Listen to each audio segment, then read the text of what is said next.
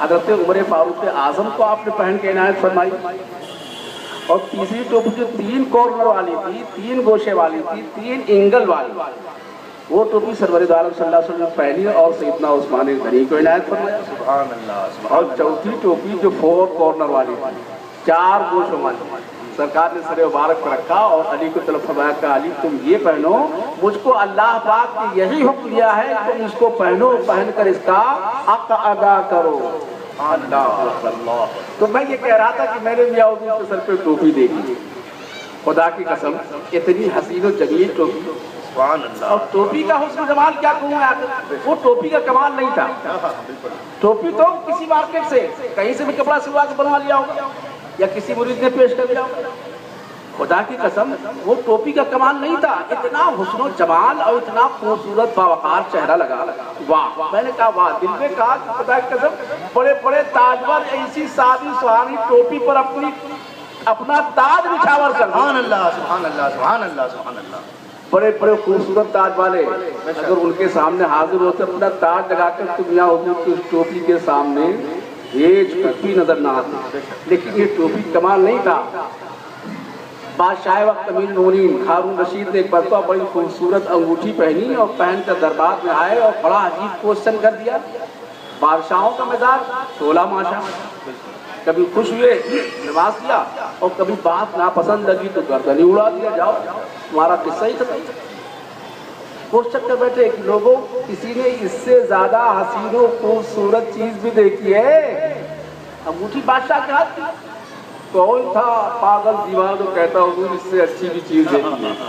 اپنی جان گنواتا. وہ کوئی جمہوریت نہیں تھی، ڈیموکریسی نہیں تھی، وہ خاندانی حکومت تھی. اسی مجالس ایک نوجوان بچہ تھا، اس نے کہا حضور ہاں میں نے اس انگوٹھی سے بھی زیادہ حسین و جمیل و خوبصورت چیز دیکھی. یہ سب حق کا بکا دیا تھا. یہ کہاں سے پوچھ پڑا، اس کو کہاں سے شامت آئی کہ ایسا جواب اس نے دے دیا. بادشاہ بھی عجیب اچنبھے میں کیا بولتا ہے بچہ. یہ اس نے کیا دیکھا؟ کہا حضور وہ انگلی جس پہ یہ انگوٹھی پڑی وہ انگلی اس سے کہیں زیادہ حسین ہے. تو میں نے محسوس کیا کہ خدا کی قسم یہ ٹوپی یہ کمال نہیں ہے، یہ میاں حضور کا کمال ہے. بے شک. سبحان اللہ.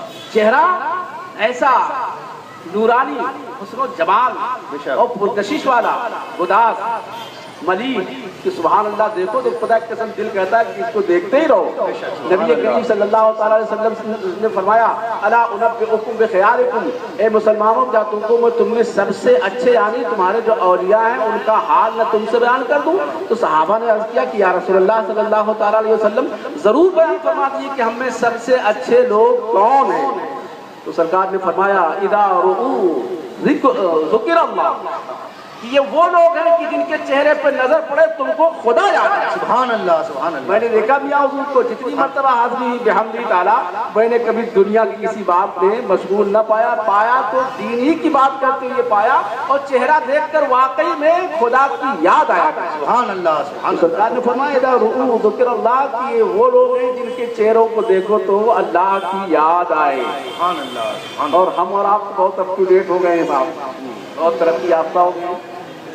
ہر چیز نئی اچھی لگتی ہے لیکن دین و مذہب پرانا ہی اچھا ہوتا ہے. یہ بوڑھوں نے کہا، آپ نے کبھی غور کیا ہوگا اس طرح